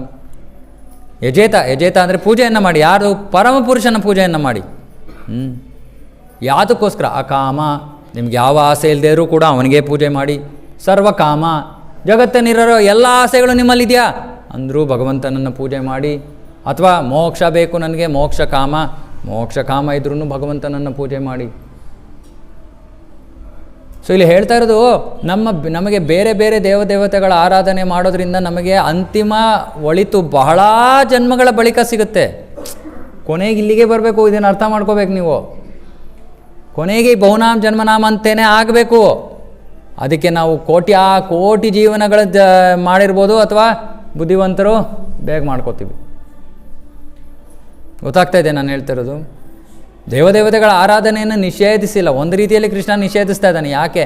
ನನ್ನ ಹತ್ರ ಬಂದ ಮೇಲೆ ತಿರ್ಗಾ ಯಾಕಪ್ಪ ಪ್ರೈಮ್ ಮಿನಿಸ್ಟರ್ ಹತ್ರ ಬರ್ತೀರಾ, ತಿರ್ಗಾ ಚೀಫ್ ಮಿನಿಸ್ಟರ್ ಹತ್ರ ಓಡ್ತೀರಾ? ಪ್ರೈಮ್ ಮಿನಿಸ್ಟರ್ ಹತ್ರ ಬಂದ ಮೇಲೆ ನಾನು ಹೇಳೋದ್ಮೇಲೆ ಆಯ್ತಲ್ಲ ಅವನು ಮಾಡ್ತಾನೆ. ಯಾಕೆ ಗೊತ್ತಾಗಲ್ವಾ ಅಷ್ಟು ನಿಮಗೆ? ಮತ್ತೆ ಯಾಕೆ ಅಲ್ಲಿಗೆ ಹೋಗ್ತಾ ಇದ್ದೀರಾ ಅಂತ ಕೃಷ್ಣ ಒಂದು ರೀತಿಯಲ್ಲಿ ಅವಿಧಿ ಪೂರ್ವಕಂ ಅಂತ ಹೇಳ್ತಾ ಇದ್ದಾನೆ. ಬೇಡ, ಬೇಜಾರಾಗತ್ತೆ ಅಲ್ವಾ? ಪ್ರೈಮ್ ಮಿನಿಸ್ಟರ್ ಹತ್ರ ಹೋಗ್ಬಿಟ್ಟು ಅಪ್ಲಿಕೇಶನ್ ಹಾಕಿದ್ದೀವಿ, ತಿರ್ಗಾ ಹೋಗಿ ಚೀಫ್ ಮಿನಿಸ್ಟರ್ ಹತ್ರ ಹೋಗಿ, ಅದೇ ಚೀಫ್ ಮಿನಿಸ್ಟರ್ ತಿರ್ಗಾ ಅದನ್ನು ಪ್ರೈಮ್ ಮಿನಿಸ್ಟರ್ಗೆ ತರ್ತಾನೆ. ಇವನಾಗಲೇ ಬಂದಿದ್ದಲ್ಲಪ್ಪ ನನ್ನ ಹತ್ರ, ಮುಟ್ಟಾಳ. ಸೊ ಬೇಜಾರಾಗತ್ತೆ ಭಗವಂತನಿಗೆ. ನನ್ನ ಹತ್ರ ಬಂದರೆ ಏನು ಗೊತ್ತಿಲ್ಲ ಅವನಿಗೆ, ನಾನು ಮಾಡ್ಬೋದು ಅಂತ ತಿರ್ಗಾ ಇನ್ಯಾವುದೋ ದೇವ್ರ ಹತ್ರ ಹೋಗಿದ್ದಾನಲ್ಲ ಇವನು. ಬೇಜಾರು ಮಾಡ್ಕೊಳ್ಳಲ್ಲ ಅವನು, ಅಯ್ಯೋ ಪಾಪ ಅಂತಾನೆ. ಸೊ ಕೃಷ್ಣ ಇದನ್ನು ಹೇಳ್ತಾ ಇರೋದು, ನೀವು ಇವತ್ತಲ್ಲ ನಾಳೆ ಇಲ್ಲಿಗೆ ಬರಲೇಬೇಕು, ಬೇರೆ ಮಾರ್ಗನೇ ಇಲ್ಲ. ಇಲ್ಲಾಂದರೆ ಇಲ್ಲೇ ಸುತ್ತೊಡಿತಾ ಇರ್ತೀವಿ ಅಷ್ಟೇ. ಸುತ್ತೊಡಿತಾನೆ ಇರೋದು. ಇಲ್ಲ ಒಂದ್ಸತಿ ಜಾಯಿಂಟ್ ವೀಲ್ ಅಲ್ವಾ, ಜಾಯಿಂಟ್ ವೀಲಲ್ಲಿ ಮೇಲೆ ಇರ್ತೀವಾ, ಮೇಲೆ ಹೋಗ್ತೀವಿ, ತಿರ್ಗಾ ಕೆಳಗಡೆ ಬರ್ತೀವಿ. ಚೆನ್ನಾಗಿತ್ತು, ಎಷ್ಟು ಚೆನ್ನಾಗಿತ್ತು, ಎಕ್ಸೈಟಿಂಗ್. ಕೆಳಗಡೆ ಬಂದು ಸರಿ ಅಪ್ಪ ಬಂದ್ರಿ, ತಿರ್ಗಾ ಮೇಲೆ ತಿರ್ಗಾ ಹೋಗಿ ಸುತ್ತೊಡಿತಾನೇ ಇದ್ದೀವಿ. ಬುದ್ಧಿವಂತರು ಏನು ಮಾಡ್ತಾರೆ? ಅಯ್ಯಯ್ಯ, ಈ ಮೇಲೆ ಹೋಗಿ ಕೆಳಗಡೆ ಬರೋಕ್ಕೆ ಇಷ್ಟೊಂದು ದುಡ್ಡು ಕೊಡಬೇಕಾ? ಮತ್ತೆ ಅಲ್ಲೇ ಕೂತ್ಕೋಬೇಕಾ? ಬೇಡ, ಸಾಕು, ಒಂದು ಸತಿ ಸಾಕು. ಬುದ್ಧಿವಂತರು ಎಷ್ಟು ಥರ ಬುದ್ಧಿವಂತಿಕೆ ಇದೆ ರಾಮಾಯಣದಲ್ಲಿ ಹೇಳ್ತಾರೆ ಇದ್ರ ಬಗ್ಗೆ. ಬುದ್ಧಿವಂತಿಕೆ ಬಗ್ಗೆ ರಾಮಾಯಣದಲ್ಲಿ ಚರ್ಚೆ ಆಗುತ್ತೆ. ಹನುಮಂತನ ಬಗ್ಗೆ ಹೇಳ್ತಾ ಇರುವಾಗ ರಾಮ ಹೇಳ್ತಾನೆ, 3 ಥರದ ಬುದ್ಧಿವಂತರಿದ್ದ, 3 ಥರ ಸೇವಕರು, 3 ಥರ ಸೇವಕರಿಗೆ 3 ಥರ ಬುದ್ಧಿ ಇದೆ. ಫಸ್ಟ್ ಕ್ಲಾಸ್ ಇಂಟೆಲಿಜೆನ್ಸ್ ಯಾರ ಹತ್ರ ಇದೆ? ಫಸ್ಟ್ ಕ್ಲಾಸ್ ಇಂಟೆಲಿಜೆನ್ಸ್ ಹೇಳಿ. ಫಸ್ಟ್ ಕ್ಲಾಸ್ ಇಂಟೆಲಿಜೆನ್ಸ್ ಅಂದರೆ ಯಾರು? ಏನಾರು ಗೆಸ್ ಮಾಡಿ, ಯಾರಿರ್ಬೋದು ಫಸ್ಟ್ ಕ್ಲಾಸ್ ಇಂಟೆಲಿಜೆನ್ಸ್? ಚರಣ್ ಪ್ರಭು, ಫಸ್ಟ್ ಕ್ಲಾಸ್ ಇಂಟೆಲಿಜೆನ್ಸ್ ಬ್ರಾಹ್ಮಣರು. ಓಕೆ, ಒಂದು ರೀತಿಯಲ್ಲಿ ಕರೆಕ್ಟ್ ಉತ್ತರ. ಆದರೆ ಇಲ್ಲಿ ಸ್ವಲ್ಪ ಪ್ರಾಕ್ಟಿಕಲಾಗಿ ಹೇಳ್ತಾ ಇದ್ದಾರೆ, ನಮ್ಗೆ ಅರ್ಥ ಆಗೋ ರೀತಿಯಲ್ಲಿ. ಮೊದಲ ದರ್ಜೆಯ ಬುದ್ಧಿವಂತಿಕೆ ಅಂದರೆ ಯಾರೋ ಹೇಳ್ತಾರೆ, ಅಲ್ಲಿ ಹೋಗ್ಬಿಡಿಯಪ್ಪ, ಅಲ್ಲಿ ಬಾವಿ ಇದೆ, ಬಿದ್ದೋಗ್ತೀರಾ. ಯಾರೋ ಹೇಳ್ತಾರೆ, ನಾನು ನೋಡಿದೆ ಅಲ್ಲಿ ಎಲ್ಲ ಬೀಳ್ತಾ ಇದ್ದಾರೆ ಪಾಪ, ನೀವು ಹೋಗಬೇಡಿ ಅಲ್ಲಿ. ಇದನ್ನು ಕೇಳಿ ಏನು ಮಾಡ್ತಾನೆ ವ್ಯಕ್ತಿ? ಸರಿ ನಾವು ಹೋಗಲ್ಲ, ಹೋದರೆ ಬೀಳ್ತೀನಿ. ಸೊ ಏನು ಮಾಡ್ದ ಅವನು? ಯಾರೋ ಹೇಳಿದ್ದನ್ನು ಕೇಳಿ ಅದನ್ನು ಫಾಲೋ ಮಾಡ್ದ. ಇದು ಫಸ್ಟ್ ಕ್ಲಾಸ್ ಇಂಟೆಲಿಜೆನ್ಸ್. ಆದರೆ ಯಾರಿಂದ ಕೇಳಿದ್ವಿ ಅನ್ನೋದು ಇಂಪಾರ್ಟೆಂಟ್. ಅಲ್ಲಿ ಅವನು ಕುಡ್ಕಾ ಇದ್ದಾನೆ, ಅವನು ಕೇಳಿದ್ರೆ ಏನು ಗೊತ್ತಾಗುತ್ತೆ? ಅವನಿಗೆ ಗೊತ್ತಿಲ್ಲ ಏನು ಅಂತ. ಅವನು ಕೇಳಿದ್ರೆ ಏನು ಪ್ರಯೋಜನ ಬರುತ್ತೆ? ಯಾರೋ ಸ್ವಸ್ಥ ಬುದ್ಧಿ ಅವನು ಕುಡ್ದಿಲ್ಲೇ ಇರೋನಿದ್ದಾನೆ, ಅವ್ನು ಹೇಳ್ತಾನೆ ಬೇಡ ಸರ್ ಅಲ್ಲಿ ಹೋಗ್ಬೇಡಿ ಬೀಳ್ತೀರಾ ಅಲ್ಲಿ. ಆಯಿತು ಸರಿ. ಸೊ ಅದೇ ರೀತಿ ಆಧ್ಯಾತ್ಮಿಕ ಜ್ಞಾನವನ್ನು ನಾವು ಶಾಸ್ತ್ರೋಕ್ತವಾಗಿ ಪರಂಪರೆಯಲ್ಲಿ ಯಾರೋ ಹೇಳ್ತಾ ಇದ್ದಾರೆ ಇದನ್ನು ಮಾಡಬೇಡಿ ಅಂತ, ಕೇಳಿ ಪಾಲನೆ ಮಾಡೋದು ಫಸ್ಟ್ ಕ್ಲಾಸ್ ಇಂಟೆಲಿಜೆನ್ಸ್. ಪ್ರಭು ಇದರಲ್ಲಿ ಏನು ಅಷ್ಟೊಂದು ಮಜಾ ಇಲ್ಲ ಪ್ರಭು. ಓಕೆ, ನಾವೇನು ಮಾಡ್ತೀವಿ, ಅವ್ರು ಹೇಳಿದ್ದಾರೆ ಅಲ್ಲಿ ಹೋಗಿ ಬೀಳಬೇಡಿ ಅಂತ. ನಾನು ತೋರಿಸ್ತೀನಿ ನೋಡಿ, ಅಲ್ಲಿ ಹೋಗ್ತೀನಿ, ಬೀಳೋದೇ ಇಲ್ಲ ನಾನು. ಬುದ್ಧಿವಂತ ಅಲ್ವಾ ನಾನು? ಇಂಟೆಲಿಜೆಂಟ್. ನಾನು ನೋಡ್ತಾ ಇರಿ, ಹೆಂಗೆ ಹೋಗ್ತೀನಿ ಹಂಗೆ ಹೊಟ್ಟೋಗ್ಬಿಡ್ತೀನಿ, ನಾನು ಬೀಳೋದೇ ಇಲ್ಲ. ಸರಿ ಹೋಗ್ತೀವಿ, ಏನಾಗುತ್ತೆ? ಬೀಳ್ತೀವಿ. ಆಮೇಲೆ ವಾದ ಮಾಡೋದು, ಇಲ್ಲ ಒಂಚೂರು ಅಲ್ಲಿ ಏನೋ ಇತ್ತು, ನಾನು ಅದನ್ನು ನೋಡಲೇ ಇಲ್ಲ ನೋಡಿ, ಹಂಗೆ ಬಿದ್ದೋಗ್ಬಿಟ್ಟೆ. ತಿರ್ಗಾ ವಾಪಸ್ ಬರ್ತೀವಿ, ಇವಾಗ ನೋಡಿ ಇವಾಗ ಹಂಗೆ ಹೋಗ್ತೀನಿ. ಆಮೇಲೆ ಏನು ಮಾಡ್ತೀವಿ? ತಿರ್ಗಾ ಹೋಗ್ತೀವಿ, ತಿರ್ಗಾ ಏನಾಗುತ್ತೆ? ತಿರ್ಗಾ ಬೀಳ್ತೀವಿ. ಈ ವ್ಯಕ್ತಿ 3 ಸತಿ 4 ಸತಿ ಬಿದ್ದಾದ್ಮೇಲೆ ಅವನಿಗೆ ಗೊತ್ತಾಗುತ್ತೆ, ಅಯ್ಯೋ ಇಲ್ಲ ಇದು ಕಷ್ಟನೇ ಇದೆ, ಇದು ಇಲ್ಲಿ ಹೋದರೆ ಬೇರೆ ಮಾರ್ಗ ಇಲ್ಲ ತಪ್ಪಿಸ್ಕೊಳ್ಳೋಕ್ಕೆ, ನಾನು ಬೀಳ್ತೀನಿ ಅಂತ. ಆಮೇಲೆ ಅವನಿಗೆ ಬುದ್ಧಿ ಬರುತ್ತೆ. ಇದು second class intelligence. Second class intelligence ಅಂದರೆ ಮಾಡಬೇಡಿಯಪ್ಪ ಇದನ್ನಂದರೆ ಇಲ್ಲ ನಾನು ಮಾಡಿಬಿಡ್ತೀನಿ ನಾನು. ಆಮೇಲೆ ಬಿದ್ದು ಆಮೇಲೆ ಇಲ್ಲ ಬೇಡ, ಬಿದ್ದು ಕಲ್ತ್ಕೊಂಡ್ರು ಅಂತಾರಲ್ಲ, 2ನೇ ಕ್ಲಾಸ್. 3ನೇ ಕ್ಲಾಸು ಈಗ ಬೀಳೋದ್ರಲ್ಲೇ ಒಂದು ಮಜಾ ಇದೆ. ಅವ್ರ ಜೀವನದ ಒಂದು ಇದು ಬೀಳೋದ್ರಲ್ಲೇ ಮಜಾ ಇದೆ. ಏನಿದೆ ತಪ್ಪು? ತಿರ್ಗಾ ಬೀಳೋಣ. ಯಾರು ಹೇಳಿದ್ರೂ ಕೇಳಲ್ಲ, ಯಾರು ತರಡಿದ್ರೂ ಕೇಳಲ್ಲ, ಯಾರು ಏನು ಮಾಡಿದ್ರೂ ಕೇಳಲ್ಲ. ಆಮೇಲೆ ಸ್ವಲ್ಪ ಯೋಚನೆ ಮಾಡ್ತಾರೆ, ಅಯ್ಯೋ ಮನೇಲಿ ಹೋದರೆ ಹೆಂಡ್ತಿ ಕಾಟ, ಇಲ್ಲಿ ಬಾವಿನೇ ಚೆನ್ನಾಗಿದೆ ಬಿಡಿ. 3rd ಕ್ಲಾಸ್ ಮುಟ್ಟಾಳ್ರು. ಸೊ ನಾವು ಡಿಸೈಡ್ ಮಾಡಬೇಕು ನಾವು ಯಾವ ವರ್ಗದಲ್ಲಿದ್ದೀವಿ. First class intelligence, second class intelligence, 3rd class intelligence. ನಾನು ಪೋಲ್ ಆಗ್ತಾಯಿಲ್ಲ, ಯೋಚನೆ ಮಾಡಿಬಿಡಿ, ಯಾರೂ ಕೈ ಎತ್ತಬೇಕಾಗಿಲ್ಲ. ನೀವೇ ಯೋಚನೆ ಮಾಡ್ಕೊಳ್ಳಿ ನಿಮ್ಮ ಮಟ್ಟಿಗೆ ಯಾವ ದರ್ಜೆಯ ಬುದ್ಧಿ ನಮ್ಮಲ್ಲಿ ಇದೆ. ಫಸ್ಟ್ ಕ್ಲಾಸ್ ಇಂಟೆಲಿಜೆನ್ಸ್ ಇರೋನು ಕೃಷ್ಣನ ಈ ವಾಕ್ಯಗಳನ್ನು ಕೇಳ್ತಾನೆ. ಕೃಷ್ಣ ಹೇಳ್ತಾ ಇದ್ದಾನೆ, ನಾನು ಕೊನೆಗೆ ಇವನ ಹತ್ರನೇ ಬರಬೇಕಂತೆ, ಮತ್ತು ಯಾಕೆ ಇಷ್ಟೊಂದೆಲ್ಲ ಸುತ್ತೋಡ್ದು ಬರಬೇಕಪ್ಪ? ನೇರವಾಗಿ ಬರ್ತೀನಿ. ಒಂದೇ ಒಂದು ಡೌಟ್ ಬರ್ಬೋದು, ಆದರೆ ಸರಿ ಆ ದೇವತೆಗಳೆಲ್ಲ ನಮ್ಗೆ ಬೇಕಾಗಿದ್ದೆಲ್ಲ ಕೊಡ್ತಾರೆ, ಇವನು ಕೊಡ್ತಾನೆ. ಕೃಷ್ಣ ಹೇಳ್ತಾ ಇದ್ದಾನೆ, ಕೊಡ್ತೀನಿ ಬಾ. ಇದು ಫಸ್ಟ್ ಕ್ಲಾಸ್ ಇಂಟೆಲಿಜೆನ್ಸ್. ಅದಕ್ಕೆ ಭಗವದ್ಗೀತೆಯನ್ನು ಓದ್ಬಿಟ್ಟು ಜೊತೆಗೆ ಸ್ವಲ್ಪ ಯೋಚನಾ ಶಕ್ತಿಯನ್ನು ಬಳಸಬೇಕು. ಆದರೆ ನಾವೇನು ಮಾಡ್ತೀವಿ? ನಾಯಿಯ ಬಾಲ 1 ಗಂಟೆ ಕಾಲ ನಾ ಇಟ್ಕೊಂಡಿದ್ದೀನಿ, ನಾಯಿ ಬಾಲನ 1 ಗಂಟೆ ಕಾಲ, 7ರಿಂದ 8 ಗಂಟೆ ತನಕ. ಆಮೇಲೆ ಏನಾಗುತ್ತೆ? ಬಿಟ್ಟ ತಕ್ಷಣ ಟಾಯ್.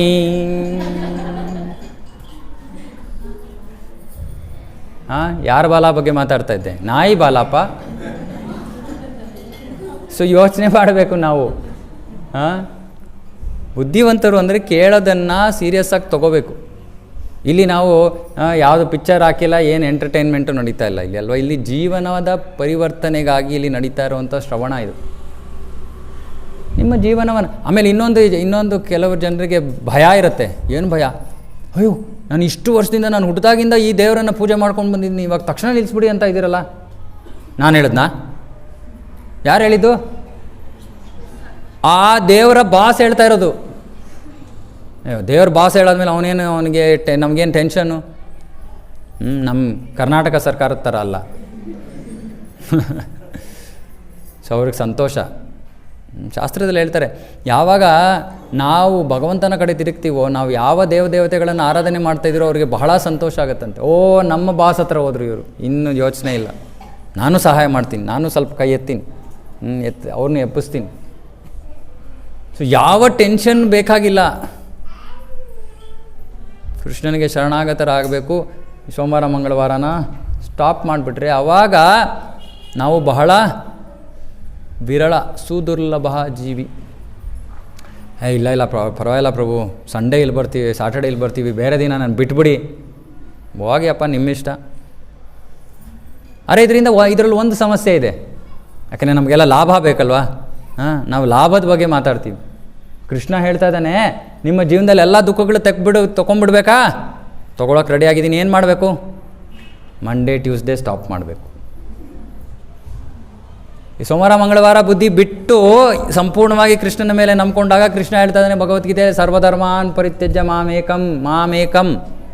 ಮಾಮೇಕಂ ಶರಣಂ ವ್ರಜ. ನನ್ನ ಒಬ್ಬನಲ್ಲೇ ನೀವು ಶರಣಾಗತರಾದರೆ ಅಹಂ ತ್ವಾಂ ಸರ್ವ ಪಾಪೇಭ್ಯ ಮೋಕ್ಷಯಿಷ್ಯಾಮಿ.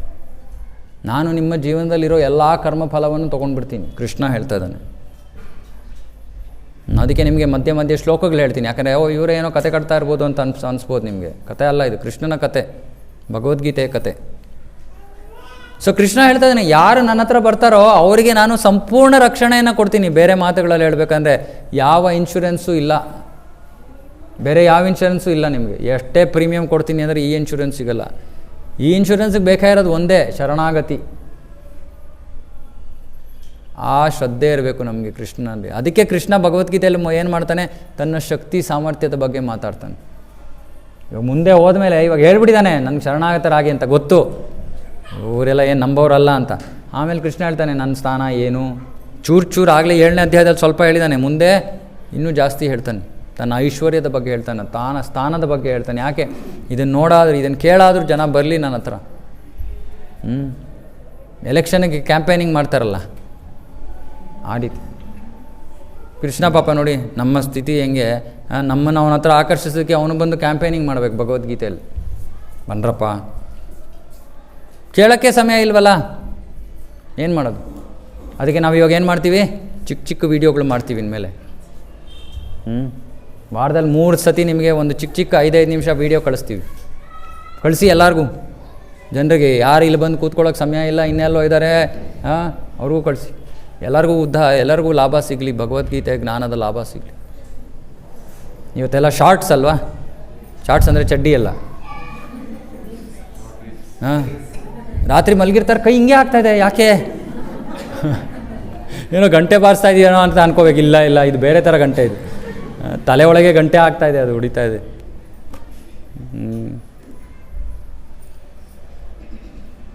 ಪಾಪ ಹೋದ ವಾರ ಅಲ್ಲ 2 ವಾರದಿಂದ ನಮ್ಮ ಪ್ರಭುಗಳೆಲ್ಲ ಇಲ್ಲಿ ವೆಂಕಟೇಶ್ವರ ದೇವಸ್ಥಾನದಲ್ಲಿ ನಾವು ಹೊಸ ಕಾರ್ಯಕ್ರಮ ಶುರು ಮಾಡ್ತಾಯಿದ್ದೀವಿ. ಏನು ಸನಾತನ ಧರ್ಮದ ಪುನರುಜ್ಜೀವನ ಅಂತ. ಈ ಥರ ಯುವಕರ ಹತ್ರ ಮಾತಾಡ್ತಾಯಿದ್ರು ನಮ್ಮ ಪ್ರಭುಗಳು, ವಂಶಿ ಪ್ರಭು, ಶಶಾಂಕ್ ಪ್ರಭು.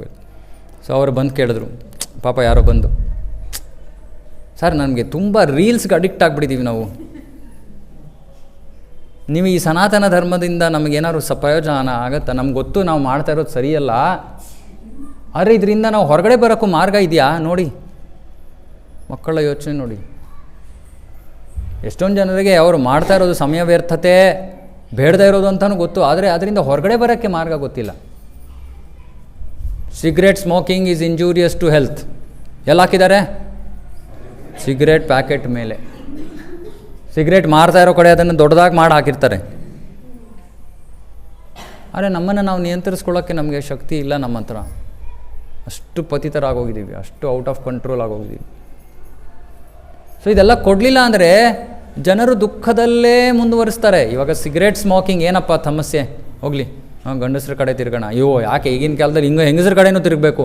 ಮೊನ್ನೆ ಎಲ್ಲಿ ಬಳ್ಳಾರಿಗೆ ಹೋಗ್ತಾ ಇದೆ, ಯಾವುದೋ ಎಮ್ಮ ಅನ್ಬಾರ್ದು, ಹುಡುಗಿ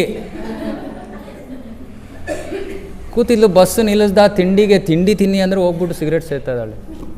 ನನಗೆ ಎಷ್ಟು ಬೇಜಾರಾಯಿತು ಗೊತ್ತಾ. ಇದು ನಮ್ಮ ಸಂಸ್ಕೃತಿ ಅಲ್ಲ. ಸರಿ, ಅದು ನಮ್ಮ ಕಣ್ಣು ನಾವು ಹೋಗಲ್ವಲ್ಲ MG ರೋಡ್ಗೆ ನೋಡೋಕ್ಕೆ. ಇವೆಲ್ಲ ನಮ್ಮ ಕಣ್ಮುಂದೆನೇ ಕಂಡಾಗ ಬಹಳ ಬೇಸರ ಆಗುತ್ತೆ. ಗೊತ್ತು ಇವೆಲ್ಲ ನಡೀತಾ ಇದೆ ಅಂತ, ಆದರೆ ಕಣ್ಮುಂದೆ ನೋಡಿದಾಗ ತುಂಬ ದುಃಖ ಆಗುತ್ತೆ. ಹೋಗಲಿ, ಏನಕ್ಕೆ ಸಮಸ್ಯೆ ಏನು ಹೇಳಿ? ಸಿಗರೇಟ್ ಸ್ಮೋಕಿಂಗ್ ಏನು ಸಮಸ್ಯೆ? ಕ್ಯಾನ್ಸರ್ ಬರುತ್ತೆ, ಎಲ್ಲರಿಗೂ ಬರ್ತಾ? ಎಷ್ಟೊಂದು ಜನ ಸೇರ್ತಾರೆ, ಎಲ್ಲರಿಗೂ ಕ್ಯಾನ್ಸರ್ ಬಂದಿದೆಯಾ? ಕ್ಯಾನ್ಸರ್ ಎಲ್ಲರಿಗೂ ಬರಲ್ಲ. ಏನು ಹೆಲ್ತ್ ಇಶ್ಯೂಸ್, ಅದೇ ಬಂದರೆ ಬರುತ್ತೆ, ಇಲ್ಲ ಅಂದರೆ ಇಲ್ಲ. ಏನು ನೀವು ಹಾಗಾದ್ರೆ ಏನು ಮಾಡಬೇಕು ಗೊತ್ತಾ ಇದಕ್ಕೆ? ಇವಾಗ TB, ನಮ್ಮ ತಂದೆಯವರು ಆಸ್ತಮಾ ಪೇಷಂಟ್, ಪಾಪ ಅವ್ರು ಯಾವತ್ತೂ ಸಿಗರೇಟ್ ಸೇದ್ದವರಲ್ಲ. ಅದಕ್ಕೂ ಇದಕ್ಕೂ ಏನೂ ಸಂಬಂಧ ಇಲ್ಲ. ಆದರೆ ಇದು ಮಾಡಿದವ್ರಿಗೆ ಹೆಚ್ಚು ಸಾಧ್ಯತೆಗಳು ಜಾಸ್ತಿ ಅಂತ ಹೇಳ್ತಾರೆ.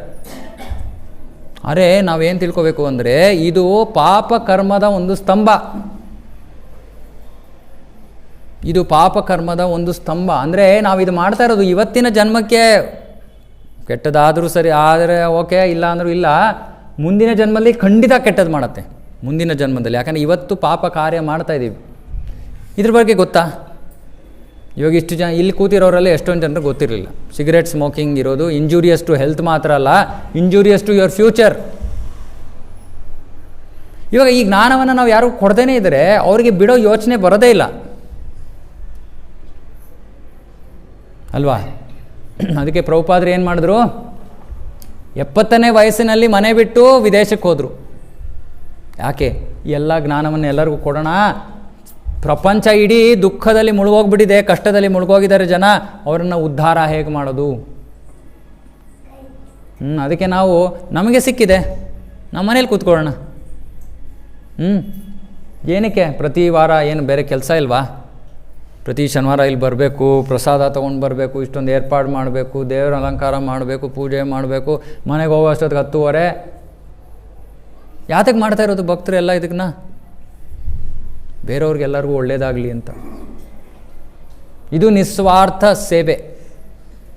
ಇದರಿಂದ ಭಗವಂತ ಬಹಳ ಪ್ರಸನ್ನನಾಗ್ತಾನೆ. ಯಾವ ಭಕ್ತರು ಈ ರೀತಿಯಲ್ಲಿ ಪರೋಪಕಾರ, ಇದು ಯಾರು ಈ ರೀತಿಯಲ್ಲಿ ಸೇವೆಯಲ್ಲಿ ತೊಡಗುತ್ತಾರೋ, ಅದಕ್ಕೆ ನಾನು ಹೇಳ್ತಾ ಇರ್ತೀನಿ, ಇಲ್ಲಿ ಕೃಷ್ಣನ ಗೆಸ್ಟ್ ಆಗಿ ಬರಬೇಡಿ. ಸ್ವಲ್ಪ ದಿನ ಗೆಸ್ಟ್ ಆಗಿರಿ, ಪರವಾಗಿಲ್ಲ, ಆಮೇಲೆ ಹೋಸ್ಟ್ ಆಗಿ. ಅದು ವಿಶೇಷವಾಗಿ ಯಾರಿಗೆ ಭಗವಂತನ ಕಡೆ ಒಂದು ಚೂರಾದರೂ ಓಕೆ ನಾನು ಭಗವಂತನಿಗೆ ಶರಣಾಗತನಾಗಿದ್ದೀನಿ, ಸೋಮವಾರ ಮಂಗಳವಾರ ನಿಲ್ಲಿಸಿದ್ದೀನಿ ಅನ್ನೋರಂತೂ ಖಂಡಿತವಾಗಿ ಇಲ್ಲಿ ಸೇವೆಗೆ ನಿಮಗೆ ಅವಕಾಶ ಇದೆ. ಯಾರಿಗೂ ನಾವು ಬರಬೇಡಿ ಅಂತ ಹೇಳೋಣ. ಇವತ್ತಿಂದ ನಾವು ಭಗವಂತನಿಗೆ ನೈವೇದ್ಯವನ್ನು ಮಾಡ್ತೀವಿ. ಅಂದರೆ ಪ್ರಸಾದ, ಇವಾಗ ನಾವು ಪ್ರಸಾದವನ್ನು ತಿಂತೀವಲ್ಲ, ಇವತ್ತು ವಿಶೇಷವಾಗಿ ನಾವು ಅವರಿಗೆ ಅನ್ನ, ಚಪಾತಿ, ಪೂರಿ ಇತ್ಯಾದಿ ಇವೆಲ್ಲ ನೈವೇದ್ಯ, ಹಣ್ಣುಗಳ ನೈವೇದ್ಯ ಮಾಡ್ತಾಯಿದ್ವಿ. ಇನ್ಮೇಲೆ ನಾವು ಅಡುಗೆ ಮಾಡಿರುವಂತಹ ಭೋಗ, ಅದು ನೈವೇದ್ಯವನ್ನು ಮಾಡ್ತೀವಿ. ಯಾರೋ ಕೇಳ್ತಾರೆ, ಯಾರು ಮಾಡ್ಬೋದು ಇದನ್ನು? ಯಾರು ಬೇಕಾದ್ರೂ ಮಾಡ್ಬೋದು. ... ಕಂಡೀಷನ್ಸ್ ಅಪ್ಲೈ. 16 ಮಾಲೆ ಯಾರು ಪ್ರತಿದಿನ ಜಪ ಮಾಡ್ತಾಯಿದ್ದೀರೋ ನೀವು ಈ ಸೇವೆಯನ್ನು ಮಾಡ್ಬೋದು. ಇದು ಒಂದನ್ನು ಬಿಟ್ಟು ಇಲ್ಲಿ ಬೇರೆ ಯಾವ ಸೇವೆಗೂ ಯಾವ ರಿಕ್ವೈರ್ಮೆಂಟ್ ಅಂತ ಇಲ್ಲ. ಇನ್ನೊಂದು ಗಾರ್ಲೆಂಡ್ಗೆ ಸ್ವಲ್ಪ 4 ರೌಂಡ್ ಅಂತ ಹೇಳಿದ್ರು ಪ್ರಭು, 4 ರೌಂಡ್ ಆದರೂ ಮಾಡ್ತಾ ಇರಬೇಕು ಅಂತ ಹೇಳ್ತಾಯಿದ್ವಿ. ಬೇರೆ ಯಾವ ಸೇವೆಗೂ ಇಲ್ಲಿ ಯಾವ ನಿಯಮನೂ ಇಲ್ಲ, ಯಾರು ಬೇಕಾದ್ರೂ ಮಾಡ್ಬೋದು. ಸಾಮಾನ್ಯವಾಗಿ ನಾವು ಪ್ಯಾಂಟ್ ಶರ್ಟ್ ಹಾಕ್ಕೊಂಡ್ರೆ ಯಾರಿಗೂ ಸೇವೆ ಮಾಡೋಕ್ಕೆ ಕೊಡೋದೇ ಇಲ್ಲ, ಆದರೆ ಇಲ್ಲಿ ಕೊಡ್ತೀವಿ. ಯಾಕೆ? ಎಲ್ಲರಿಗೂ ಆ ಒಂದು ಭಗವಂತನ ಕೃಪೆ ಸಿಗಲಿ ಅಂತ. ಯಾಕಂದರೆ ಇದೆಲ್ಲ ಸೇವೆ ಮಾಡೋದಕ್ಕೆ ಒಂದು ರೀತಿ ನೀತಿ ಇದೆ. ಆದರೆ ಇಲ್ಲಿ ಇದರ ಉದ್ದೇಶ ಏನು? ಈ ಒಂದು ಸತ್ಸಂಗದ ಉದ್ದೇಶ ಎಲ್ಲರಿಗೂ ಭಕ್ತಿ ಸಿಗಲಿ. ಭಗವಂತ ನೋಡ್ತಾನೆ, ಸರಿ ಪ್ಯಾಂಟ್ ಶರ್ಟ್ ಹಾಕ್ಕೊಂಡು ಏನೋ ಸೇವೆ ಮಾಡಿದ್ದಾರೆ, ಸರಿ ಕೃಪೆ ಕೊಡೋಣ, ಎಲ್ಲರಿಗೂ ಕೃಪೆ ಸಿಗಲಿ ಅನ್ನೋದು ನಮ್ಮ ಉದ್ದೇಶ. ಸೊ ನೀವು ಬನ್ನಿ, ಬೇರೆಯವ್ರಿಗೂ ಕರ್ಕೊಂಡು ಬನ್ನಿ, ಬೇರೆಯವ್ರಿಗೂ ಹೇಳಿ. ಯಾಕಂದರೆ ಈ ಜ್ಞಾನ ಎಲ್ಲ ನಮಗೆ ಸಿಗಲಿಲ್ಲ ಅಂದರೆ ನಾವು ಸುಮ್ಮನೆ ಸುತ್ತೊಡಿತಾ ಇರ್ತೀವಿ ಅಷ್ಟೇ, ಸಮಯ ವ್ಯರ್ಥ. ಪುನರಪಿ ಜನನಂ ಪುನರಪಿ ಮರಣಂ ಪುನರಪಿ ಜನನಿ ಜಠರೇ ಶಯನಂ. ಅಮ್ಮನ ಗರ್ಭವನ್ನು ಪ್ರವೇಶ ಮಾಡೋದು ಗ್ಯಾರಂಟಿ ಆಗಿಬಿಟ್ಟಿದೆ. ಯಾವ ಅಮ್ಮ ಅನ್ನೋದು ಮಾತ್ರ ಡಿಸೈಡ್ ಆಗಿಲ್ಲ ಅಷ್ಟೇ. ಅರೆ ನಾವು ಹೇಳ್ತಾ ಇರೋದು ಗರ್ಭ ಪ್ರವೇಶ ಸಾಕಪ್ಪ, ಬೋರ್ ಆಗಿಲ್ವಾ? ಮತ್ತೆ ಅದೇ ಕೆಲಸ, ಫೇಸ್ ಕಟ್ ಚೇಂಜ್ ಆಗ್ತಾಯಿದೆ ಅಷ್ಟೇ. ಏನು ಸುರೇಶ್ ಪ್ರಭು? ಜನ್ಮದಲ್ಲಿ ಪುರುಷರಾಗಿದ್ರಿ, ಈ ಜನ್ಮದಲ್ಲಿ ಸ್ತ್ರೀ ಆದ್ವಿ, ಈ ಜನ್ಮದಲ್ಲಿ ಸ್ತ್ರೀ ಆದ್ರೇನು ಮುಂದಿನ ಜನ್ಮದಲ್ಲಿ ತಿರ್ಗಾ ಪುರುಷರು. ಇದು ಸುತ್ತೊಡಿತಾ ಇದ್ದೀವಿ, ಇದು ನಡೀತಾನೆ ಇದೆ. ಇದು ಸ್ವಲ್ಪ ಬುದ್ಧಿಯನ್ನು ಉಪಯೋಗಿಸ್ಬೇಕು ನಾವು. ಇದೇನಪ್ಪ, ಇದೇ ಬೆಳಗ್ಗೆ ಒಂದು ಸತಿ ಡ್ರೆಸ್ ಹಾಕೊಳ್ಳೋದು, ತಿರ್ಗಾ ಸಾಯಂಕಾಲ ಚೇಂಜ್ ಮಾಡೋದು, ತಿರ್ಗಾ ಇನ್ನೊಂದು ಸತಿ ಬೆಳಗ್ಗೆ ಡ್ರೆಸ್. ಇದೇನಾ ಕೆಲಸ? ಬೇರೆ ಏನೂ ಕೆಲಸನೇ ಇಲ್ವಾ? ಬರೀ ಡ್ರೆಸ್ ಚೇಂಜ್ ಮಾಡೋದು ಅಷ್ಟೇನಾ ಕೆಲಸ? ಏನಾದ್ರು ಕೆಲಸ ಕಾರ್ಯ ಇದೆಯೋ ಇಲ್ವೋ? ಆ ಕೆಲಸ ಕಾರ್ಯ ಏನು ಅನ್ನೋದನ್ನು ತಿಳ್ಕೊಬೇಕು ನಾವು.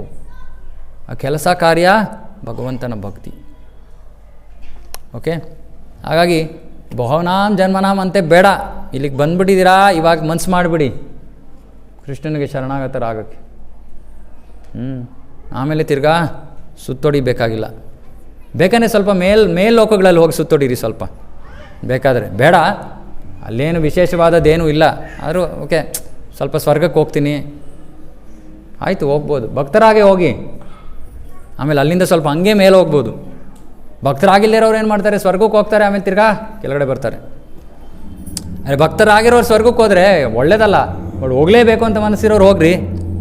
ಹೋಗ್ಬಿಟ್ಟು ಅಲ್ಲಿಂದ ಹಂಗೇ ಟ್ರೈನ್ ಇದೆ, ಹಂಗೆ ಮುಂದೆ ಹೋಗ್ಬೋದು, ಭಗವಂತನ ಧಾಮಕ್ಕೆ ತನಕ ಹಂಗೆ ಹೋಗ್ಬೋದು. ಕೆಳಗಡೆ ಇಳಿದು ಬಂದು ತಿರ್ಗಾ ಹೋಗಬೇಕಾಗಿಲ್ಲ. ಇಲ್ಲ ಸ್ಟ್ರೈಟ್ ಇದೆ ಏರೋಪ್ಲೇನ್, ಇಲ್ಲ ಬೇಡಪ್ಪ ನಾನು ಎಲ್ಲ ಸ್ಟಾಪಲ್ಲಿ ಇಳಿತೀನಿ ಅಂದರೆ ಆಯಿತು, ನಿಮ್ಮ ಇಷ್ಟ.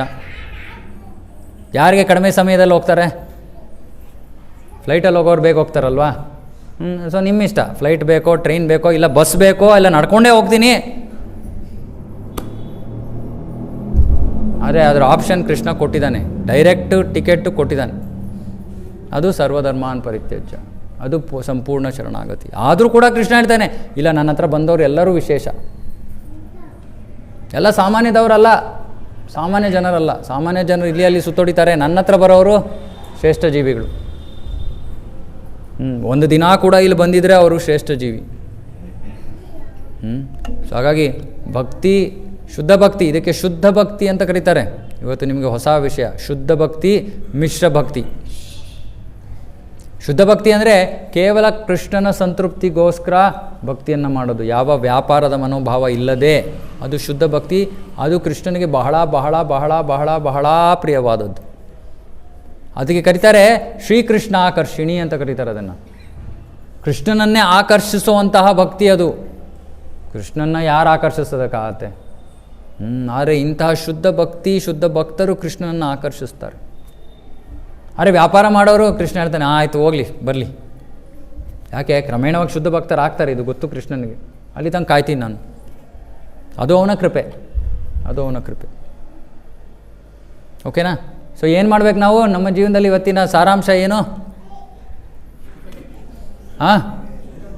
ಶುದ್ಧ ಭಕ್ತರಾಗಬೇಕು. ಓಕೆ, ಪೋಲ್ ಮಾಡಿಬಿಡೋಣ ಇವಾಗ. ಶುದ್ಧ ಭಕ್ತರ ಪೋಲ್. ಎಷ್ಟು ಜನ ಭಕ್ತರಿಲ್ಲಿ ಈ ಜನ್ಮದಲ್ಲೇ ಶುದ್ಧ ಭಕ್ತರಾಗಬೇಕು ಅನ್ನೋ ಆಸೆಯನ್ನು ಇಟ್ಕೊಂಡಿದ್ದೀರಿ? ಇವತ್ತಿಲ್ಲ, ಹೋದ ತಕ್ಷಣ ಇನ್ನೊಂದು ದೇವಸ್ಥಾನಕ್ಕೆ ಹೋಗ್ಬೋದು, ತೊಂದರೆ ಇಲ್ಲ. ಆದರೆ ಈ ಜನ್ಮದಲ್ಲಿ ನಾನು ಶುದ್ಧ ಭಕ್ತನಾಗಬೇಕು, ಅಲ್ಲಿ ಇಲ್ಲಿ ಪರದಾಡೋದು ನಿಲ್ಲಿಸಬೇಕು, ಕೃಷ್ಣನ ಮೇಲೆ ಸಂಪೂರ್ಣವಾಗಿ ಶರಣಾಗತರಾಗಬೇಕು ಅಂತ ಎಷ್ಟು ಭಕ್ತರಿಗೆ ಆಸೆ ಇದೆ? ಕೈ ಎತ್ತಿ. ಯಾರು ಕೈ ಎತ್ತಾ ಇಲ್ವೋ? ನಾನು ನೋಡ್ತಾ ಇಲ್ಲ, ಭಗವಂತ ನೋಡ್ತಾ ಇದ್ದಾನೆ. ನನಗೋಸ್ಕರ ಕೈ ಎತ್ತಬೇಡಿ. ನನ್ನ ಹತ್ರ ಫ್ಲ್ಯಾಶ್ ಮೆಮೊರಿ ಇದೆ, ಆದರೆ ಉಪಯೋಗಿಸ್ತಾ ಇಲ್ಲ ಇವಾಗ ನಾನು. ಇದು ಬೇಕಾಗಿರೋದು. ಇದನ್ನು ಮಾಡಿದಾಗ ಭಗವಂತ ನಮಗೆ ಬಹಳ, ನಮ್ಮನ್ನು ಕಂಡ್ರೆ ಅವನಿಗೆ ಬಹಳ ಪ್ರೀತಿ ಆಗುತ್ತೆ. ಅವಾಗ ಅವನು ನಮ್ಮ ಹಿಂದೆಯೇ ಇರ್ತಾನೆ.